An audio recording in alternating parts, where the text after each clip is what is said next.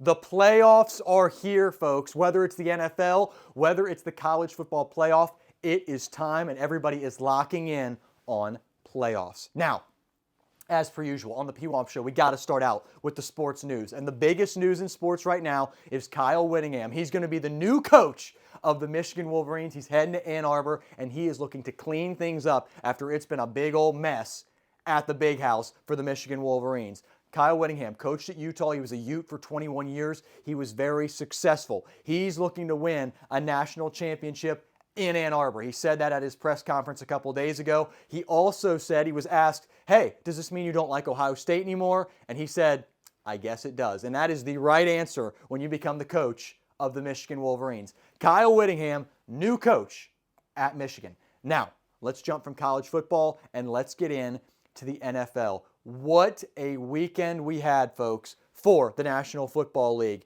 Okay, so tonight you've got the Rams heading to Mercedes-Benz Stadium to take on the Atlanta Falcons. That is Monday Night Football. Last night, what a game we had at Levi Stadium in San Francisco.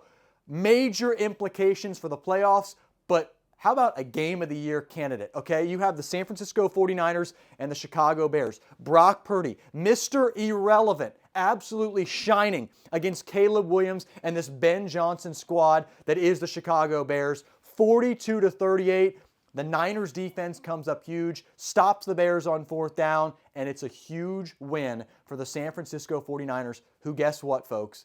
They now control their own destiny. With a win next week against the Seattle Seahawks, they're the number one seed in the NFC. And don't forget, the Super Bowl is being played at Levi Stadium this year, home of the San Francisco 49ers. Now, that's one situation. That's one scenario. The Niners, they beat the Seahawks, and guess what? They're the number one seed in the NFC.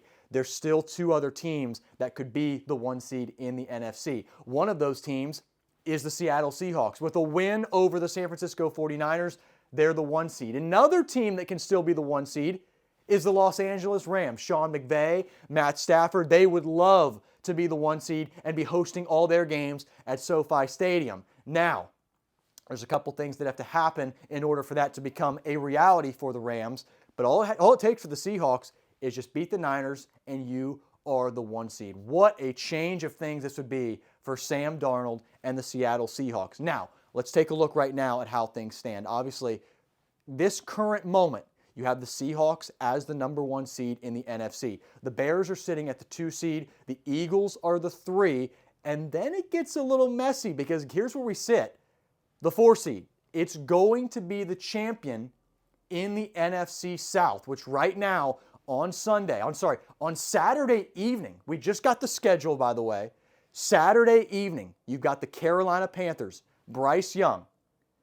They head to Tampa Bay to take on Baker Mayfield and the Tampa Bay Buccaneers. The winner of that game, unless the Atlanta Falcons win tonight against the LA Rams and win next week, the winner of that game between the Buccaneers and the Panthers, they are the NFC South champions, and they are in. They are the 4 seed in the NFC. Now, again, these spots can all kind of change. The Packers are locked into the 7 seed, and the NFC West is going to fill in at the 5 and 6. Let's take a look at the AFC.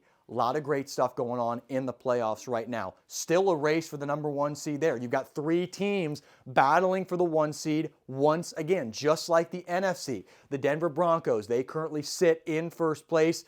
Bo Nix has been awesome, and the Broncos have looked sharp. Then you've got the New England Patriots, who took it to the New York Jets this past weekend. They looked dominant. Drake May has been outstanding. But then don't forget about this team. And they looked a little sloppy against the Indianapolis Colts. I know it was a tighter game than the Jags would have liked. I know everybody in Duval County would have liked to have seen a blowout over Phillip Rivers and the Colts. That didn't happen. But the Jags still have a shot at getting the number 1 seed in the AFC. So right now, Broncos are 1. Then you have right now the 2 is the New England Patriots, and the 3 is the Jacksonville Jaguars. Okay, well, who's 4? That is the game we're all going to be watching on Sunday night, folks. 8:20 Eastern on NBC. The Baltimore Ravens, Lamar Jackson, Derrick Henry, traveling to Pittsburgh to take on Aaron Rodgers, the Unk himself, And one of these teams is going to be the AFC North champions. They're going to be the 4 seed in the AFC playoffs, while the other, their season's over. Poof, gone. See ya. Future gone. What's going to happen? Find out Sunday night. Now again, we look at the rest of the AFC. Who are the teams in? Well, right now, you've got 3 teams. You've got the LA Chargers. They are in the AFC playoffs. You've got the Houston Texans. They're another great team in the AFC playoffs. And that's just where we sit right now, folks. The AFC is stacked. The NFC is stacked. We are going to have a great playoffs. But all of these games, they take place this weekend, and you're going to want to be watching them. It's Week 18. We get to watch Scott Hanson on NFL Red Zone say one last time, 7 hours of now Red Zone football, and we love it. We look forward to that at the start of every season. Well, guess what? It's the last week of the season. So let's enjoy one more week of watching all the teams in action. It's the NFL. It's Week 18. It's going to be a fun one. With that being said, let's go talk college football. We had some great bowl games, and we are ready for some college football playoff quarterfinal action. Let's talk about it. 1, 2, 3, let's go. Hey, are you ready? It's time for the Pwamps Show. Hey, are you ready? It's time for the Pwamps Show. Hey, Pwamps. Hey, Pwamps. Ladies and gentlemen, please welcome your host, Pwamps.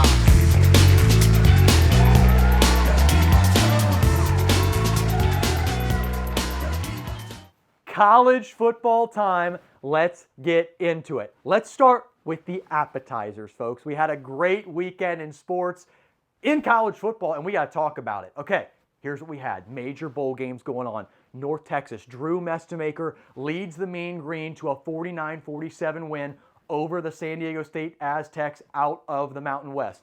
That was just one game. How about Houston getting a 38-35 win over a very good rising now LSU Tigers team out of the SEC. We're just getting started though. How about Virginia, the Cavaliers? Chandler Norris looked great, and they got a big-time win over the Missouri Tigers, 13-7. And boy, oh boy, what a doozy of a game we had in the Pop-Tart Bowl, where BYU, Bear Burkmeyer, folks, looked great. They take down Haynes King and the Georgia Tech Yellow Jackets. Those were some great games. But now, let's get to this week. We're still talking appetizers, though, so bear with me. We're not to the entree yet. I know everybody's getting hungry. We're not there yet. Bear with me. Okay? Here we go. Here's what we've got on Tuesday. 2 big games that you have to watch right out of the gate. First of all, Louisiana Tech. They are in action to start things out on Tuesday. They have looked very good. They're a great running team. That's a great game to get things going on Tuesday. Let's get to these games. Illinois, the Fighting Illini. Luke Altmaier, he's back in action. It's been a couple weeks since we've seen Illinois on the field. They started out as one of the best teams in the country this season, but then kind of fell off a little bit. They're looking to rebound, end their season on a high, get a big bowl game win. They've got a tough task, though, taking on a team in the Tennessee Volunteers. SEC, Big Ten, whenever these two go at it, you're going to see some fireworks. How about our main event Tuesday night? The USC Trojans, Mr. Maeva and Lincoln Riley taking on a very, very strong TCU Horned Frogs team. And once again, folks, BYU.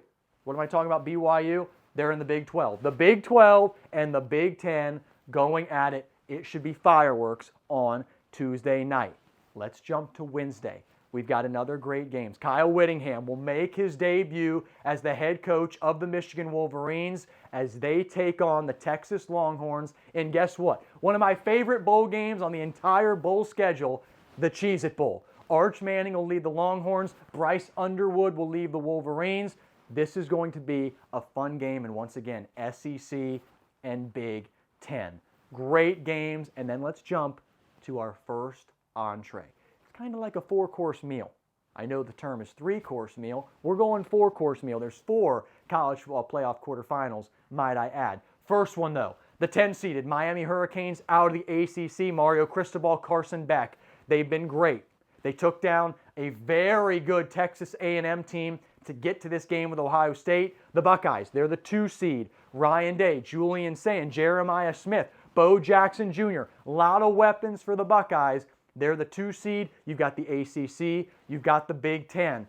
That is Wednesday evening. Let's jump to Thursday now. 5-seeded Oregon Ducks. Delonte Robinson, he has been outstanding throwing the ball. The Ducks are a fast team. They're taking on a strong Texas Tech Red Raiders team. And again, on paper, folks, 5-seed, 4-seed. This could be the best quarterfinal we have. Obviously, there are strong teams in these quarterfinals. 5 and 4 seed. This could be a doozy. Now, we're going to skip the Rose Bowl. Pwamps is actually on site in Pasadena at the Granddaddy Mall. We're going to have that in just a minute. Let's go to our last game. And it's another great one where the Georgia Bulldogs take on the Ole Miss Rebels. Mr. Chambliss against Gunnar Stockton and Kirby Smart. We actually just confirmed the visor will be worn by Kirby Smart. The Bulldogs have looked great. Ole Miss has looked great. They absolutely took it to Tulane in the first round. They're back in action. With that being said, let's talk about the Rose Bowl. You've got the 9-seeded Alabama Crimson Tide taking on the 1-seeded Indiana Hoosiers. Let's send it out to Pwamps on site in Pasadena. Yeah, hey Pwamps, we are standing here live in Pasadena, California. We've got Jackie Robinson over my shoulder, and you are staring at the granddaddy of them all, the Rose Bowl. This is a college football playoff quarterfinal matchup this year, and guess who we have? We've got the 9-seeded Alabama Crimson Tide, Kalen DeBoer, Ty Simpson against the 1-seeded Indiana Hoosiers, Curt Cignetti, Fernando Mendoza, the Heisman Mendoza in action here in Pasadena, California. They're the 1 seed. The winner of this game will be playing the 5-seeded Oregon Ducks or the 4-seeded Texas Tech Red Raiders in the Chick-fil-A Peach Bowl next week. Now, I got to give you a quick weather report here. You take a look around. This is what you envision when you imagine the Rose Bowl. You're turning on your TV, you've just had your breakfast, you've had your lunch, you're getting the game on. This is what you envision when you picture the Rose Bowl. Now, folks, I got to be the bearer of bad news. That's not the situation this year. Weather's calling for some major rain. It's going to be chilly. It's going to be cloudy. Yeah, we still will have those San Gabriel Mountains. They will still be there, but it's not going to be all sunshine and daisies here at the Rose Bowl this year. But we've got great football. Another thing we've got going on, of course, the 137th Rose Bowl Parade. Magic Johnson, he's the Grand Marshal this year. It's all about teamwork at the Rose Bowl Parade this year. Of course, you'll have Indiana and Alabama's nice little bands performing. You'll have some high school bands that are locally from Indiana and Alabama, and that's all to go along with the expected 45 floats that will make up the 5.5-mile parade route for the Rose Bowl. Folks, it's a college football playoff quarterfinal. It's Alabama, it's Indiana. Indiana in a role they don't usually expect when they're playing the Alabama Crimson Tide as the favorite. That's a rare thing for the Hoosiers. Can they embrace it? What does Curt Cignetti have these guys playing for? Is Fernando Mendoza going to show up, or will it be Ty Simpson and the Crimson Tide offense and the SEC proving their dominance in college football? It's all going to come down to the granddaddy of them all, the Rose Bowl. Back to you, Pwamps. No, absolutely, Pwamps, and this is something that could really be a neat journey here for the Indiana Hoosiers. As you just said, I mean, when has it been? It's been so long.